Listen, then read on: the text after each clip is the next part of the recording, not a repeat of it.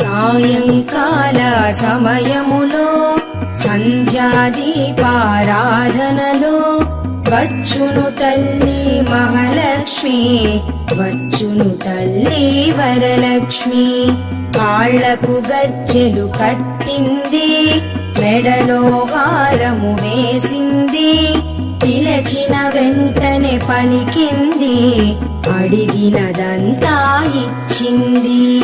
సాయంకాల సమయములో సంధ్యాదీపారాధనలో వచ్చును తల్లి మహాలక్ష్మి, వచ్చును తల్లి వరలక్ష్మి.